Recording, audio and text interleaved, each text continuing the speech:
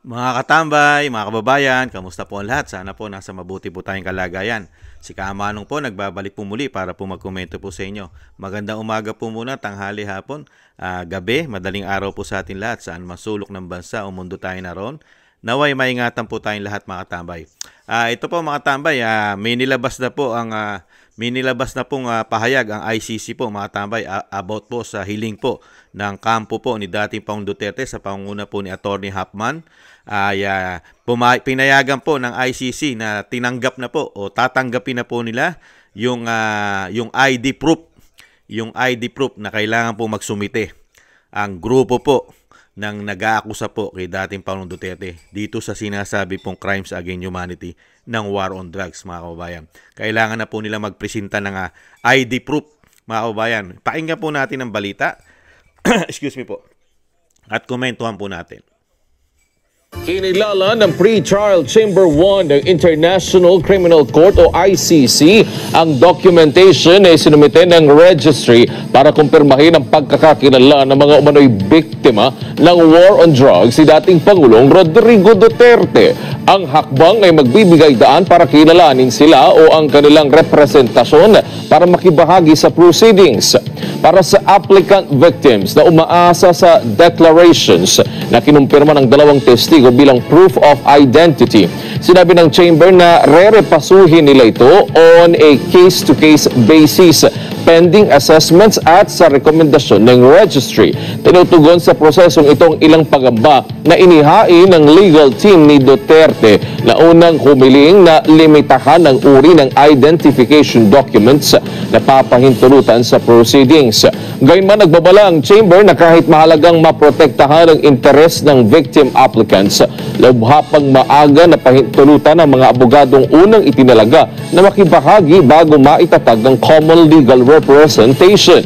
Hanggang sa maitatag ito, babantayan ng Office of Public Counsel for Victims ang collective interest ng mga aplikante. Binigyang diin sa utusan na nilagdaan ni na presiding judge Julia Motok at judges Rain Adalia de Sophie Alapini Ganzu at Maria del Socorro Flores Liera ang ongoing legal proceedings na hinaharap ni dating Pangulong Duterte at matiyak na maririnig at mabibigyan ng patas na representasyon ang mga biktima. Yan po mga tambay. Pero yung mga sinasabi po nilang biktima na 30,000 na sinasabing crimes against humanity ay hindi po nila maipresenta yan mga tama yung 30,000. Ano po sinasabi sa balita? Dalawa pa lamang ang kanila pong ipipresenta. Yan po ay 40 plus lang po yan, 43. Yung count o case na pinail po nila. At sinasabi naman po daw nila dyan ng mga nag-aakusa ay dadagdagan pa raw nila. Pero ngayon po, kailangan po nila na mag-present na po ng documents o i-proof ang kanilang mga sarili po mga tambay. Sana po hilingin din po ng abogado po ng legal team ni dating Pangulong Duterte yung sinasabi po sa pinakalat po nilang balita na mahigit 30,000 ang biktima. Sana po i-discuss din po ng abogado yan na para po malaman ang katotohanan na sang damukal na fake news po ang ginawa nilang mahigit 30,000 ang biktima mga katambay. Ito po mga kababayan, painggan din po natin yung sinasabi po mga katambay na talagang ang ginawa po kasi kay dating Pangulong Duterte kasi ito pong balita nasa ICC na po siya, di ba? Sa The Hague, sa Netherlands. Pero ano po ba ang sinasabi dito ng korte, lalong-lalo na Supreme Court? Lalong-lalo po ni former Supreme Court Justice, former Supreme Court Justice na si Ascuna, mga tambay. Ano po sinasabi niya? Sa ginawa po paglabag at dapat po ito ay makasuhan. Pwede pong kasuhan po mga lumabag sa batas po. Lalong-lalo po sa proseso o procedure na ginawa nila ay hindi nasunod kay dating Pangulong Duterte. Ito po ang sinasabi po ng Supreme Court, ng former Supreme Court Justice, mga tambay, ni si Ascuna, mga tambay. Ang mga paglabag po nila ay may kaparusahan po sa ating saligang batas. Ito po, pakinggan po natin. The ICC, Sandali lang po, anuhin ko lang po. I believe they follow what Ayan. Ito po, pakinggan po natin. ICC, I believe they follow what is called Malicoptus beni detentus, meaning that even if the arrest is illegal, the detention can be legal. It does not automatically mean that if the arrest was illegal, the person arrested must be released. They will balance, it's a balancing act. They will balance the illegality of the arrest with the need to prosecute someone for very serious offenses under international law. And in their view, the balance weighs in favor of prosecution. They will prosecute, notwithstanding the violation of the procedure in the arrest and in the surrender, I mean. Therefore, it depends on whether you're talking about Philippine Forum or the ICC. The ICC, I believe, will follow their own procedure, whereas in the Philippines, as it is now pending in the Philippine Supreme Court, in my view, there is a violation and there will be consequences for that violation. Yan po mga tambay. Yan po yung sinasabi po ni former Supreme Court Justice Ascuna na talagang meron pong mga violation pong nilabag ang mga umaresto po kay dating Pangulong Duterte. Yan po ay ayon po sa ating konstitusyon po yan. At ganun din po, meron din pong nilabag na rules ang ICC. Hindi po tamang proseso po ang ginawa nila. Ang kanila pong batas, ang kanila sinusunod ng Rome of Statutes nila, yung Rome of Statutes, yung prinsipyo po, yung pangunahing prinsipyo po ng kanilang batas ay hindi rin po nasunod mga katambay. Dahil hindi po kasi tamang proseso. Kailangan po kasi ang tamang proseso ay sa atin muna magsimula. Sa ating judicial, sa ating korte, sa ating hukuman magsimula. Mga kababayan, ang proseso, hindi po parang kidnapping ang ginawa na sinasabi po ng isang abogado na si Atty. Conti, abogado po ng mga nag-aakusa ng sinasabing crimes against humanity, abogado raw po si Atty. Conti ng mga masasama yata, ng mga kriminal ng karamihan, mga kababayan, ay talagang pinagpipilitan ni Atty. Conti pa nga dyan, di ba? Ano sinasabi ni Atty. Conti? Na kusang loob daw sumama sa ICC ang dating Pangulong Duterte, pambihira. Ikaw ba naman kusang sasama dyan? 7,000. 7,000 yung naka-disperse dyan. Di ba?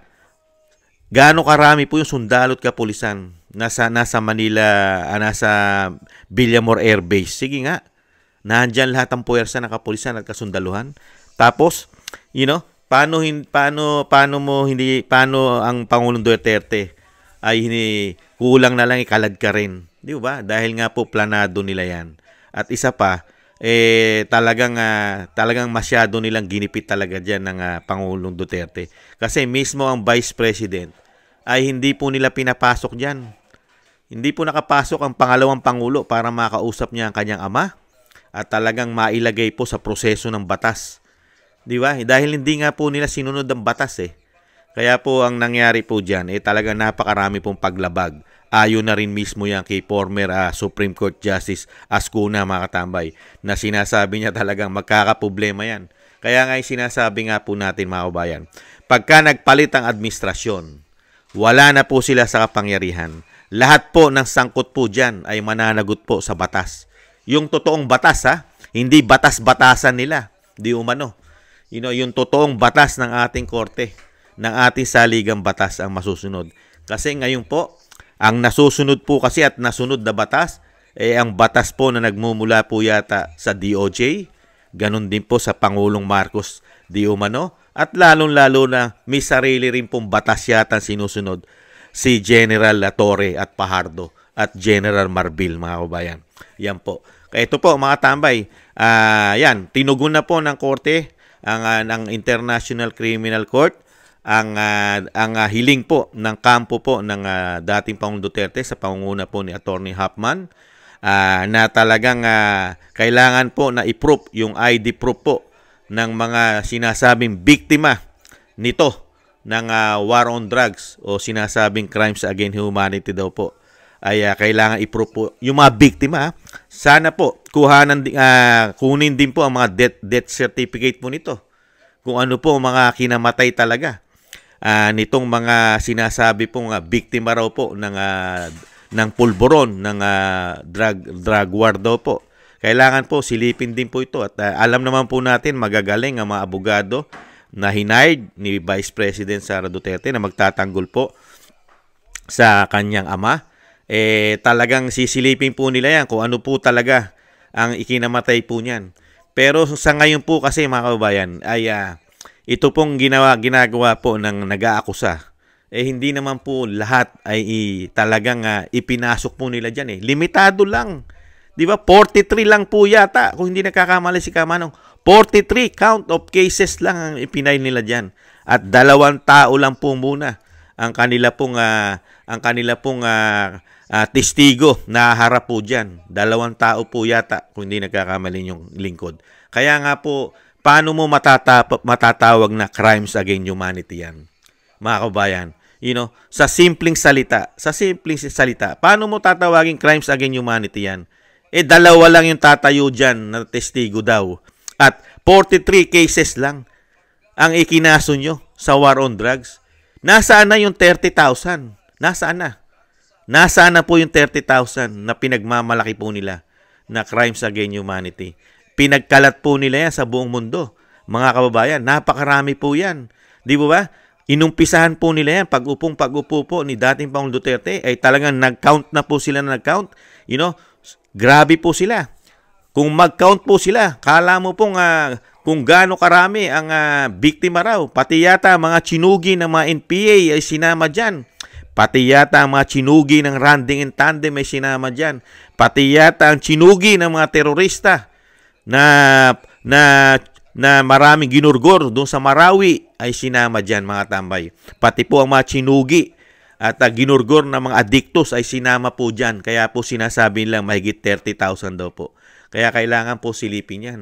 At kailangan po talagang ipagpilitan po yan ng depensa po sa pangunguna po ni Attorney Kapman na talagang i-push niya po na talagang doon po nagsimula yan sa 30,000 na sinasabi nila. At sana po i-prove din po nila ang pagkakakilanlan yan. Hanapan din po nila ng mga pagkakakilanlan yung mahigit 30,000 na sinasabi po nila Attorney Conti. Kasama po sila Trillanes dyan, sila De Lima.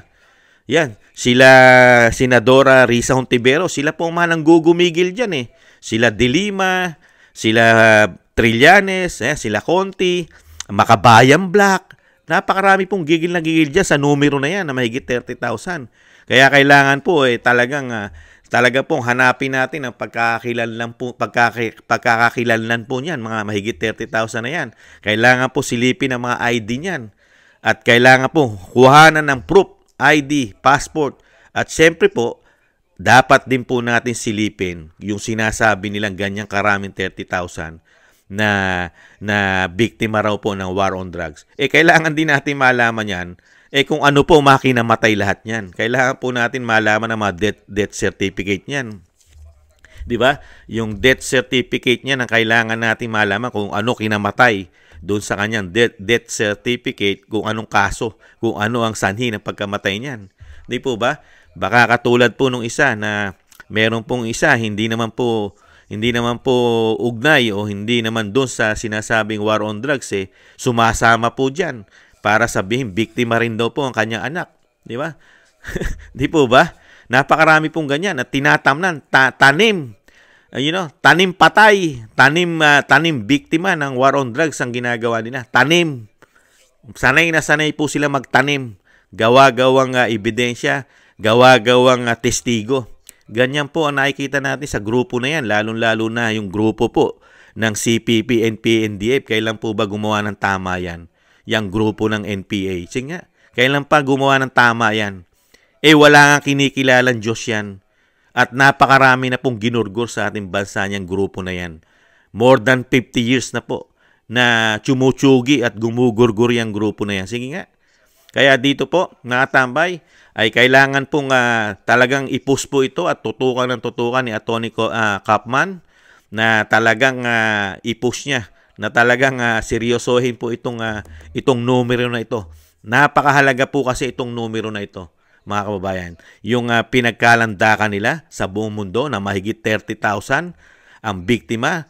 Pati si Reza ay pinagkalat po yan sa buong mundo. Pati ang dating Vice President, Robredo, ay pinagkalat din po na napakaraming namatay po dyan. Kaya kailangan po itutukan po yan na talagang yan po ba'y makatotohanan o talagang ginawa lang nila yan dahil nga po sa pagpapabagsak. Dahil hindi po nila magugustuhan na ang isang Duterte ay manungkulan sa ating bansa. Bakit ko nasabi? Lahat po sila apektado eh. Ang makakaliwang grupo, number 1, apektado ang kanilang grupo dahil mawawakasan na po ang kanilang grupo na pinaglalaban na hindi naman po nakatulong sa atin na mahigit 70 o mahigit 50 taon na hindi naman nakatulong sa ating bansa. Ang grupo na yan, nakatulong po ba yan? Bagkus, marami po tayong mga kababayan ang namatay, na tsugi, na gurgur sa grupo na yan. Pati ang ating mga anak, mga kabataan na nabe-brainwash nila ay kinikitil po at maagang natsuchugi at nagugurgur pagka po humawak ng armas dyan sa grupo na yan. At ang ating mga katutubo, ating kasundaluhan, kapulisan, inaambus ng mga yan, sinutsugi. Pero wala tayong nabalitaan na tinutugis sila ng ICC at pinananagot dahil sa crimes against humanity. Yung grupo na yan. Lalo-lalo na yung mga biktima at ginurgor at ginahasa pa. At tinodas pa ng mga adictus. Wala rin po salita dyan. Kaya dito po, yung decision po ng ICC ay napakaganda po yan. At sana po, tutukan po yan. At ipresenta po nila yan. Ipresenta po. Kailangan po gumawa sila niyan. Sa bagay, sanay na sanay naman po silang gumawa ng ganyan mga tambay. Yung sinasabi nga natin, sanay na sanay nga silang magtanim ng ebidensya di madali lang po para sa kanila gumawa ng mga ID, passport. Nandiyan, sikat pa naman ang rekto. Nandiyan ang rekto na sinasabi po natin sa napakatagal na panahon. Diyan daw po talaga nagmumula ang sinasabing pamimeke sa rekto. Kaya lang ang tanong natin, kailangan nilang pekein kaya ang mahigit 30,000 na pinagkalat nila na biktima ng EJK na sinasabi? Tingnan po natin, mga kababayan, ganyan po. Kaya dito po sa sinasabi nga po natin, mga kababayan, wala po talagang katotohanan ito. Saka hindi po ito crimes against humanity. Trabaho po ito ng Pangulo. Kaya nga wala po sila sinampa man lang kaso sa Pilipinas Meron po sinampa ang human rights pero binasura ng Korte Suprema. Di po ba? Nagsampa na po ang human rights yan About po dyan sa war on drugs. Binasura po yan Kasi nga, trabaho ng Pangulo ng bansa yan. Trabaho niya na protektahan ang Pilipino. Trabaho niya na protektahan maging ang seguridad nito. Di ba? Na mailayo lalo sa bisyo. Dahil alam naman po natin ang pulburon ay bawal, illegal yan. Kaya dapat hindi mo yan tinatangkilik. At lalong-lalong hindi mo ginagamit yan. Ang nangyari po, naging narco-politics ang ating bansa. Ginamit po ito ng mga politiko, mga kapulisan, karamihan. Dahil mismo ang dating Pangulong Duterte, ano sinasabi niya? Nung siya'y maging presidente, ano sinasabi niya? Ang mismong kalaban niya ay bayan niya. Bayan niya ang kalaban niya. Taong gobyerno ang kalaban niya, mga kapulisan, mga general, mga politiko, mga oligarko, mga drug lord. Di po ba? At mga biktima, yung sinasabing gumagawa at nagbibisyo niyan. Dahil choice nila yan. Choice nila na maging masama sila. Choice nila na maging addicto sila. At ginawa pa nilang hanap buhay dahil nga addicted sila. Pag addicted ka dyan at wala kang pagkunan, yang bisyo na bawal, saan ka kakapit? Kakapit ka sa patalim. Magbebenta ka na niyan ng pulburon para yung bisyo mo ay mapagpatuloy mo. Choice nila yan.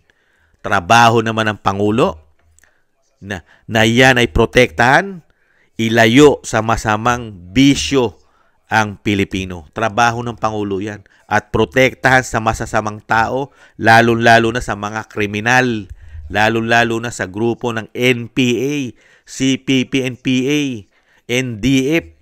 Trabaho ng Pangulo yan. Bigyan ng kapayapaan, malayang bansa ang ating bansa. Di ba? Pilipinas na lang po, sa buong Asia, halos tayo na lang po ang merong ganitong makakaliwa. Tayo na lang, Pilipinas na lang po, kung hindi nagkakamali si Kamanong. Tayo na lang po sa Asia ang merong ganito, grupo ng mga rebelde na pumapatay ng kapwa Pilipino. Hindi pa ba natin ito wawakasan, mga kababayan? Hindi pa ba? Napakarami na pong ginurgur at sinugi yan. Di po ba? Kaya nga po dito, mga kababayan, paano mo paniniwalaan ang mga tao na ito? Lalo-lalo na si Atty. Conti, sila Laila de Lima, sila Trillanes, sila Risa Hontiveros, ang grupo ng CPP and PNDF, kasama na dyan ang Makabayang Black. At ang gobyerno natin, nagsabwatan. Hindi po ba nagsabwatan sila? Hindi po ba? Mangyayari po ba lahat ito? Kung hindi po kasabwat ang ating pamahalaan? Hindi po ba? Never mangyari po ito. Nalabagin ang sinasabi pong proseso ng batas ayon na mismo kay former Supreme Court Justice Ascuna. Never pong mangyari ito kung wala pong sabwatan na nangyari magmula sa ating gobyerno. Nakipagsabwatan po sila. Dito po yata sa makakaliwa. Dito sa mga paniniwalay baluktot. Nakipagsabwatan ng ating gobyerno. Gamit pa yata ang ating pera, di umano. Napakarami pong pera po yata ang involvement ngayon. Galing po sa ating tax. Mukha po yata pati po ang ICC yata, di umano, ay nagkamal po ng isang damukal na pera galing sa Pilipino. Hindi kaya? Dahil hindi po yata kikilos ang ICC. Mga tambay, bakit ko po nasabi? Mismo po yung kanilang Rome of Statue, hindi nila sinunod. Bakit kaya? Bakit kaya hindi nila sinunod? Dahil kaya sa pera? Kaya pati ang kanilang rules ay hindi nila sinunod? Dahil ba sa pera? Di po ba? Magkano kaya ang binigay ng Pilipino sa ICC? Nagtatanong lang si Kamanong. Ganyan po katindi. Pati po ang ating gobyerno. Pilipino ang gumastos. Lalong-lalo po sa pag-aresto at paghatid. Yung paghatid sa The Hague, sa ICC, sa Netherlands. Eroplano pa galing sa atin. Tayo pa gumastos. Ganun po katindi ang ginawang planado dyan. Talagang napakarami po nilang sasagutin sa batas. Lalong-lalo po pag wala na sila sa kanilang mga kapangyarihan. Marami po silang nilabag na batas ayon po kay Supreme Court, kay former Supreme Court Justice Ascuna, mga tambay. Mangyayari po yan. Lalong-lalo po pagka ang Vice President po naging Pangulo ng Pilipinas, lahat po yan, lahat po ng sangkot dyan. Lalong-lalo po ito. Sila na Trillanes, maimbestigahan po yan. Si De Lima, si Hontiveros, si Atty. Conti, kasama po sa magiging investigasyon po yan. Dahil ipasusuka po ng Vice President. Ipasusuka po ng Vice President at hahanapin ng Vice President yung sinasabi nilang 30,000 na chinugi ng war on drugs. Dahil mismo ang Vice President nagtanong niyan, nasaan yung sinasabi nilang 30,000? Nasaan ang mga ID niyan? Nasaan ang mga passport niyan? Yung 30,000. Ipasusuka nila yan. Isasabihin po ng Vice President yan. Yan ay ikakaso ng Vice President yan. Komento ko. Yung 30,000 na pinagmamalaki nila. Hahanapin ng Vice President yan. Kila Conti, kila De Lima, kila Trillanes, kila Hontiveros.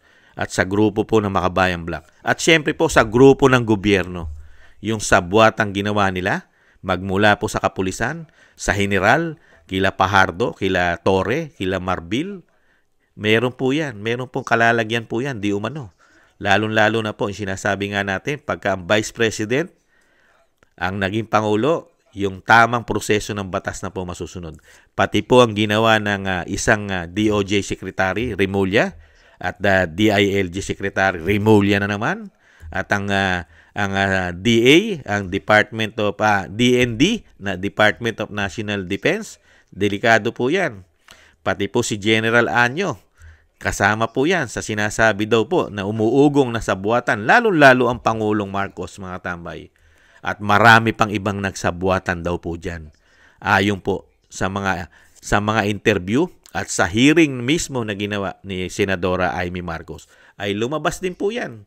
Sila po ang nahandyan at na sinasabi pong involved sa sabuatan. Kasama po ang grupo po ng makakaliwa yata sa mga sabuatan. Kaya po nangyari ang lahat ng ito. mga kababayan. Ginawa po nilang kahiyahiya ang ating bansa sa buong mundo. Ang ating judicial ay ginawa po nilang kahiyahiya. Walang kakwenta-kwenta ang ating judicial sa mata ng mga banyaga. Dahil nga po, wala man lang kakaso-kaso na sinampa sa ating bansa, idiniretso mo na agad sa ICC. Ikaw pa ang naghatid. Unbelievable. Pati ang ating soberenya ay nilagay mo sa kahiyahiya. Kaya dito po mga tambay, yan, tatrabahuhin na po yan.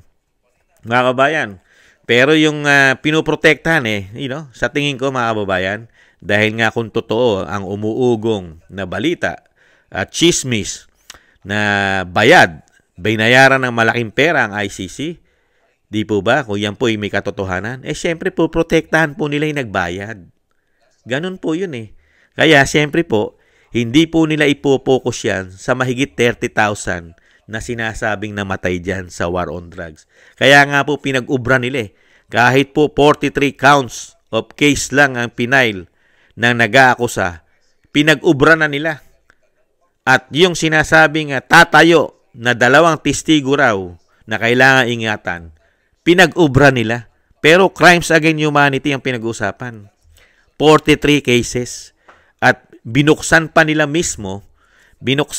nila mismo, pati pa nung panahon ng mayor, ang dating Pangulong Duterte. Wala nga po silang napatunayan dyan Di po ba dating sekretary ng DOJ Secretary si Laila De Lima?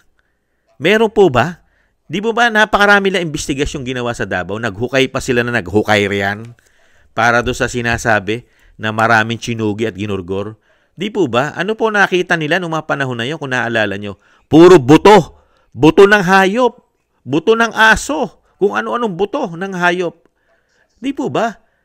Panahon pa po ni Pino yan. Iniimbestigahan na nila si Duterte, ang dating Pangulong Duterte. Wala silang naaprubahan. Ngayon, sa ICC, nila dinala. Kaya alam mo kung matalino ka nag-iisip, hindi ka bobo, hindi ka tanga, hindi ka gago. Alam mo talaga na, politika Pinulitika, demolition job ang ginawa. Yung mismong panahon nila, wala silang nakuwang ebidensya. Ngayon pa ba sila makakuha ng ebidensya? Dahil nga po ang ginagawa po ngayon ay puro pagtatanim lang. Tinatamnan lang po nila ng gawa-gawa na sinasabing ebidensya. Magkakaalaman naman po yan dahil magagaling po ang abogado na kinuha ni Vice President sa pangunguna po nila Attorney Kaufman. Talagang lalabas po ang katotohanan. At talagang sana po, yung sinasabi nga po natin, talagang ipus po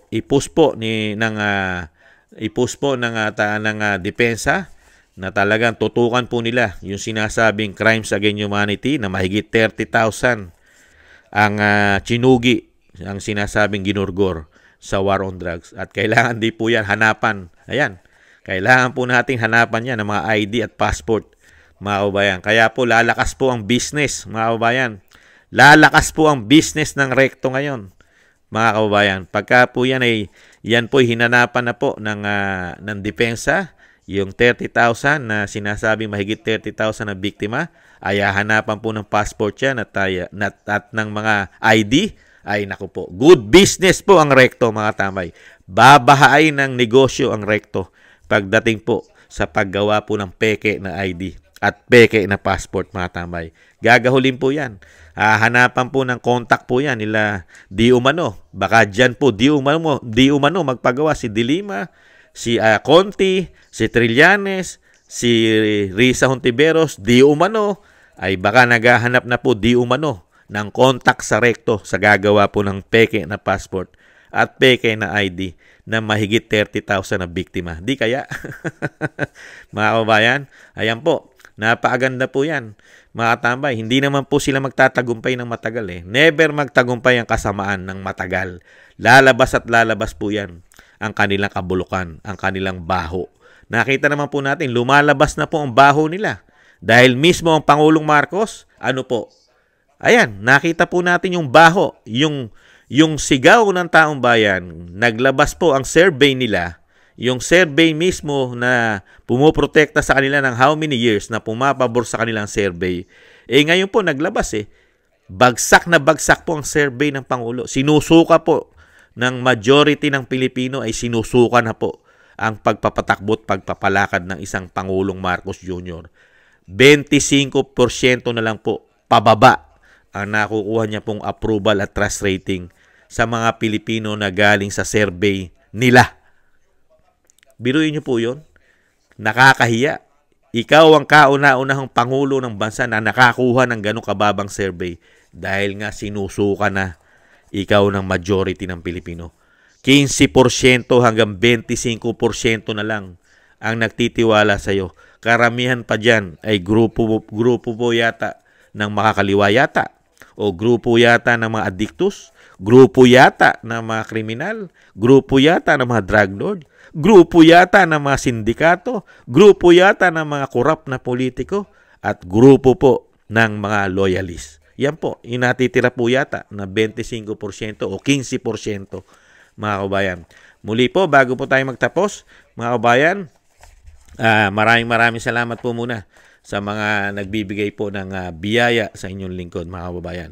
Thank you po sa mga biyaya po. Kingston 123 ng Hong Kong, Eric Hershio ng Canada, Jake Yahut 4531 ng Maisog ng California, USA, Gina Ray Solidides ng Berlin, Germany, Julieta Celona ng Sydney, Australia, Jem Aris ng United Arab Emirates, Jobelin Watanabe ng Japan, Baby Roman, Ate Isa ng Cagayan, Bali.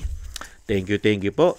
At yung iba po na nagpapa-shoutout po, sa susunod po natin, medyo mahaba-haba na po sa susunod po siya, shoutout po natin. Thank you po mga kabayan sa mga nagusto po ng ating Tambayang Makabayan sa YouTube at TikTok.